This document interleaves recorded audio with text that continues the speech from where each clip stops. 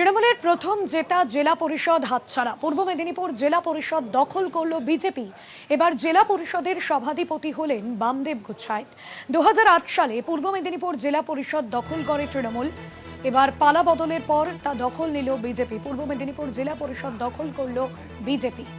সৌম্যজিৎ চট্টোপাধ্যায় রয়েছেন ফোন লাইনে। সৌম্যজিৎ, এবার যে জেলা পরিষদ পূর্ব মেদিনীপুর জেলা পরিষদও হাতছাড়া হলো তৃণমূলের, কি ছবি এবং বিজেপির নেতা কর্মীরা তারা এই মুহূর্তে সেই জয়ের আনন্দ সেলিব্রেট করছেন, কি জানাচ্ছেন তারা? কংগ্রেস প্রথমবার পূর্ব মেদিনীপুর জেলা পরিষদ দখল করে এবং 11 সালে তারা কিন্তু ক্ষমতায় আছে।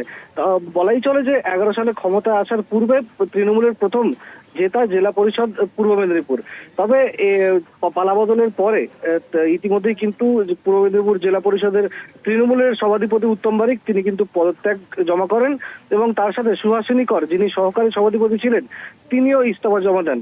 আর তারপরেই কিন্তু আজকে সাধারণ সভা অনুষ্ঠিত হয় এবং 64 জনের উপস্থিতিতে বামদেব গোচ্ছাইত যিনি তৎকালীন জেলা পরিষদের বিরোধী দলনেতা ছিলেন তাকেই সভাধিপতি পদের জন্য তার নাম উত্থাপন করা হয় এবং সবাই উপস্থিত সকলেই তার সমর্থন করেন এবং জেলা পরিষদের সহকারী সভাধিপতি হন বাসুরি পণ্ডিত এবং তারপরেই কিন্তু রীতিমতো আতশবাজি এবং বাদ্যযন্ত্র বাজিয়ে উল্লাসে মেতে ওঠেন বিজেপির কর্মী সমর্থকরা।